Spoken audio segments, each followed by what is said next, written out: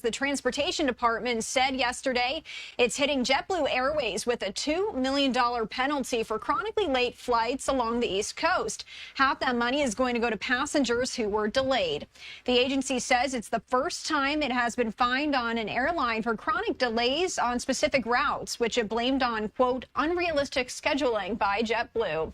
JetBlue saying, though, that the government, which operates the air traffic control system, shares the blame for late flights. Airline spokesperson for JetBlue says they have invested tens of millions of dollars to reduce flight delays, particularly related to ongoing air traffic control challenges in our largest markets in the Northeast and Florida, resulting in better on-time performance in 2024, including during the peak summer travel season.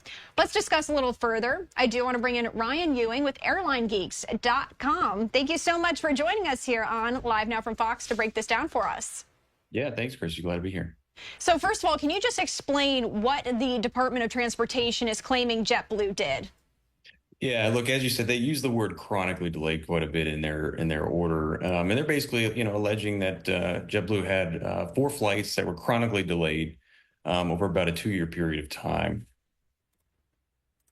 Okay, and also let's just go a little further into that. These fines that we're seeing placed onto JetBlue, do you think that this could expand to other airlines as well? Yeah, for sure. I mean, again, as you said, this was the first time in DOT history that they've, used this power per se, right? And, I think this is just the tip of the iceberg. As the current administration transitions out, it might be interesting to see what the next DOT secretary wants to do. But I think it's certainly a continual possibility now that this can of worms has been open. But is this really all JetBlue's fault? I mean, there are so many factors at play here that go into flight delays, right? Can you speak to what some of that might be? Yeah, I think, these 4 flights that they kind of harped on touched New York and Florida particularly.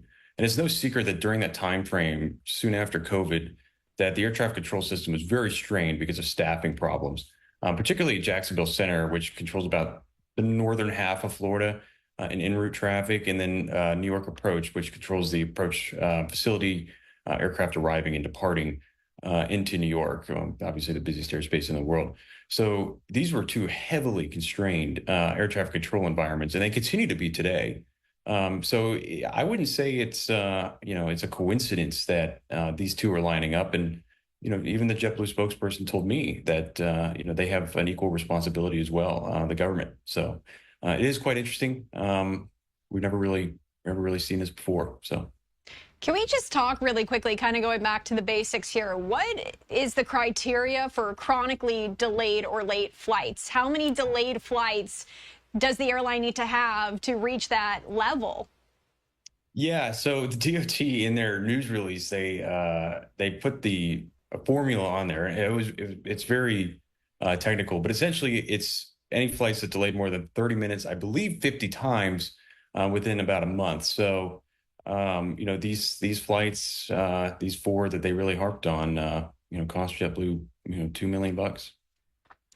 And this unrealistic scheduling that they're mentioning, really, though, can you talk about how airlines are able to schedule so far in advance? That's something I wondered, too. You book flights months in advance. How are they able to schedule that? What does that process look like? Oh, yeah. I mean, airlines are some of the most complicated businesses in the world, right? And, they'll put a schedule out for sale sometimes, about a year in advance. And during that time, they're doing long-term forecasting. What is the air traffic control environment going to look like? Traffic constraints, gating at airports, aircraft availability, crew. There's a myriad of factors that go into that decision-making. And as you get closer in, if you book that flight year out, you might notice some slight modifications, whether it's to the aircraft type, to the time, as the airline sort of pivots and makes decisions closer into the actual date. And so I think, again, that's what the DOT is making a claim that they're publishing these unrealistic schedules. But then again, the airline is also, kind of banking on the FAA to do their job and to staff properly. And unfortunately, that hasn't happened in those two sectors in recent years. Now, one of my last questions for you, they're saying that a lot of these delayed flights are on their East Coast routes. Is there a reason we're seeing this mostly happening on the East Coast? Yeah, East Coast, like I said, I mean, the Jacksonville Center and then New York Approach facility, have been heavily constrained by air traffic control constraints, particularly with staffing.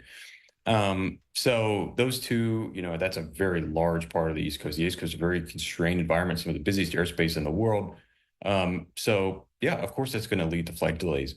And so, when JetBlue's stacking their schedule into those markets, their biggest or one of their biggest hubs is in New York, and in Florida. It definitely creates a recipe for delays, unfortunately. All right, Ryan Ewing with airlinegeeks.com. Thank you for joining to break it all down for us. Yeah, of course. Thanks. All right, have a good one.